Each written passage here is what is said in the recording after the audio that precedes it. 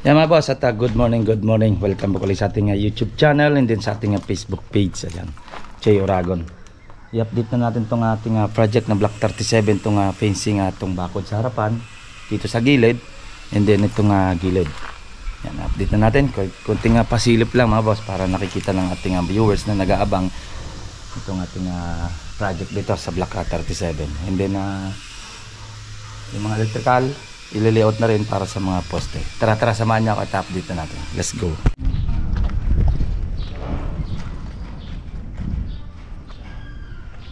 Yan mga boss, at kunting pasilip natin itong Block 37.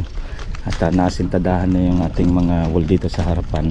And then yung gate, yan, bubuhusan na lang nila yung poste ngayon. Kumbaga pupormahan pa nila. Yan, pupormahan. And then layout pa yung mga electrical. Yan, mga electrical natin dyan. Layout na yan. Hindi na pag napurma na, hulog na natin yung mga lupa na yan. Okay. Ito, yung grahe nya, nakasintadahan na rin yan.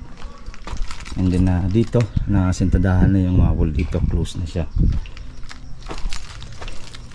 Dito naman sa firewall sa likod, kapiraso, okay na rin. Ayan, at na-close na rin. Pormahan na rin, bubuhusan na rin naman to. Ayan. Ito naman okay na rin naman to, hindi siya totally nakaangat, kumbaga mababa lang para may hangin pang papasok. Babuwarin na lang palalagay ng client dyan para mag-close na to. Yan, okay. At gubat dito sa likod yan, puro ano na lang naman to, forma na lang, bubusan na. Ayan, nag-asikaso na rin yung forma. And then electrical, yung ating PVC, ayan na rin. Layout na rin nila dito. Okay. Ayan. At hintayin na natin mabuhusan ito mga boss. And then pag nabuhusan, saka natin susukatan para sa gate. Ba nang papagawa na lang natin yung gate dito sa aking kumpare. Ayan, abangan yung ating top load ng ating Kireubi at pinagawa ko yung top load na stainless para hindi tayo nahirapan. Lagi natin tinatawagan yung multicab para kargahin yung ibang materials.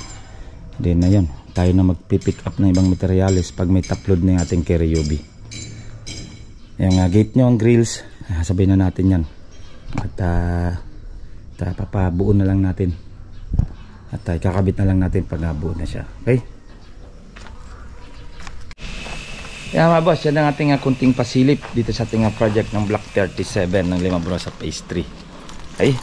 At yan, pagkatapos itong formahan ang bawat poste natin, papalitadahan na yan. Hindi na yan, masusukat na natin. Hinintay ko lang mabuhusan yung poste para masukat na natin. At para sa gate, mabuo na rin natin yung gate habang nagpipili sila ng mga wall.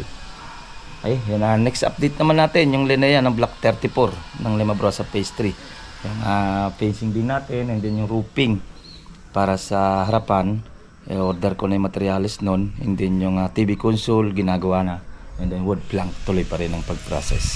Okay, hanggang dito na mga boss, at ingat-ingat tayo. Bye bye. Ito pong Jay Oragon Vlog, napakaganda po ng channel na ito, no? Tungkol po ito sa construction, actual construction po ang channel na ito, no? Pag pinanood nyo po ito, panalo po kayo sa channel na ito.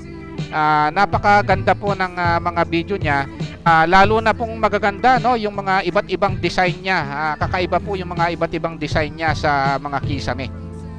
Subukan nyo pong panoorin Jay Oragon Vlog na ito.